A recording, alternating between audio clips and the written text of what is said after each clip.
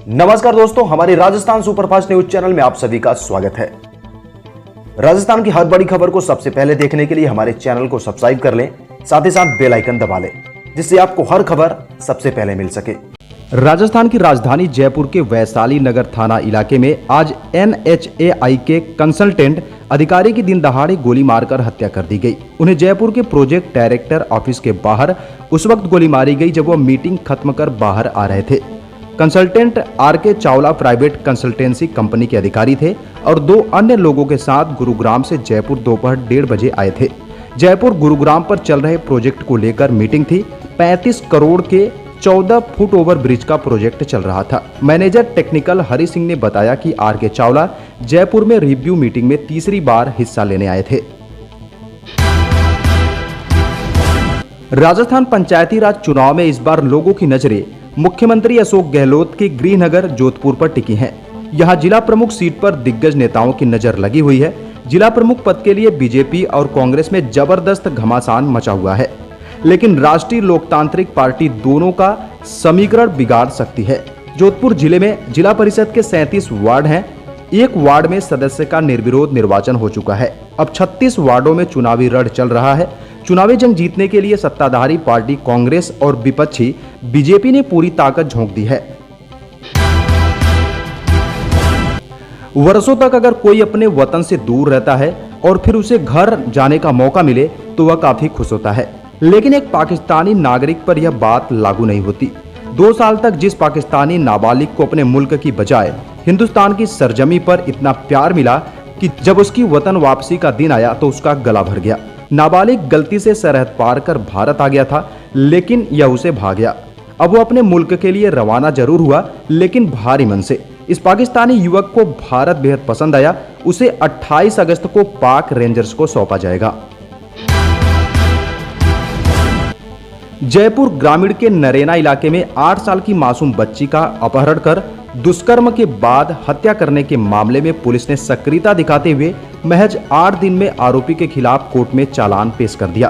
Police ने इस वारदात के 15 घंटे के भीतर ही आरोपी को गिरफ्तार कर लिया था। चूंकि आरोपी अज्ञात था, इसलिए 600 पुलिस अधिकारियों और पुलिस कर्मियों को उसकी तलाश में लगाया गया था। पुलिस ने परंपरागत तरीके का सहारा लेते हुए लगातार सर्च अभियान चलाकर आरोपी सुरेश कुमार को दबोच लिया था।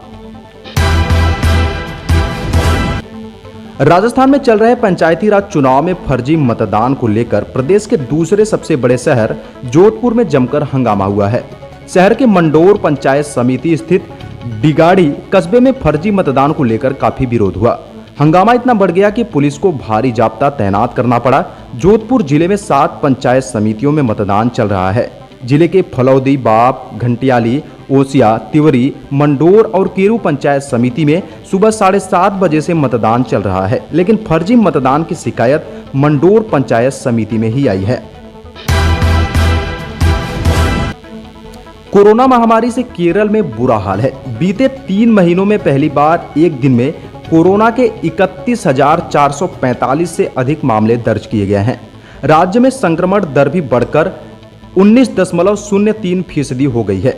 बुधवार को दर्ज किए गए मामलों की संख्या पिछले दिन दर्ज किए गए मामलों की तुलना में 7,000 अधिक है। इससे पहले केरल में एक दिन में 24,296 मामले सामने आए थे। वहीं पूरे देश में 24 घंटे में कोरोना वायरस के 46,164 नए मामले मिले हैं और इस दौरान 607 लोगों की मौत भी हुई है।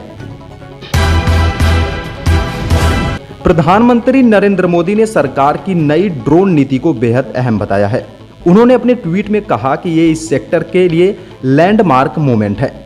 उन्होंने ये भी कहा कि ये विश्वास के आधार पर प्रधानमंत्री मोदी ने जताया है कि सरकार ने इस संबंध में इसकी मंजूरी और इसकी जरूरत को लेकर लगी अड़चनों को काफी हद तक कम कर दिया है। उनके मुताबिक देश की नई ड्रोन नीति से स्टार्टअप को प्रोत्साहन मिलेगा और युवाओं को इस क्षेत्र में रोजगार मिलेगा। इतना ही नहीं, ये इस क्षेत्र में नई संभावनाओं को भी तलाशने में सफल साबित होगी। साथ ही नई रिसर्च और व्यापार में भी इससे मदद मिलेगी। ये नीति रिसर्च के क्षेत्र में बेहतरीन तरीके से काम करेगी और मेक इन इंडिया को ड्रोन हब बनाएगी। एक्टिविस्ट योगिता भयाना ने भारत के मुख्य न्यायाधीश NV रमना को एक पत्र लिखा है, जिसमें हाल ही में हुई भयावह घटना पर न्याय करने के लिए उचित और शीघ्र कदम उठाने का अनुरोध किया गया है। जिसमें एक पुरुष और महिला ने सुप्रीम कोर्ट के बाहर खुद को आग लगा ली और बाद में उनकी राम मनोहर लोहिया अस्पताल में मृत्यु हो गई। मानसून इन दिनों कमजोर पड़ गया है। मौसम विभाग के मुताबिक अगर मानसून का कम दबाव का क्षेत्र हिमालय की तलहटी के और करीब बढ़ता है और 2 से 3 दिन लगातार वहां रहता है तो हम इसे ब्रेक मानसून चरण कहेंगे। आईएमडी ने कहा कि 27 अगस्त को उत्तर पश्चिम और उससे सटे पश्चिम मध्य बंगाल की खाड़ी में चक्रवाती क्षेत्र बनने की संभावना है। इसके 29 अगस्त से पश्चिमी मानसून के कम दबाव वाले क्षेत्र को नीचे खींचने की संभावना है, जिससे दिल्ली समेत उत्तर पश्चिमी भारत में महीने के अंत में बारिश हो सकती है। देश में कोविशील्ड वैक्सीन की 2 खुराक के बीच के अंतर को कम करने पर विचार किया जा रहा है। सरकार के सूत्रों ने गुरुवार को यह जानकारी दी।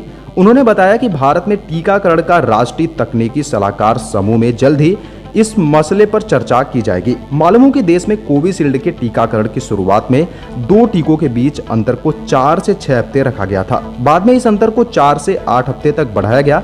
आगे फिर 12 से 16 हफ्ते तक किया गया।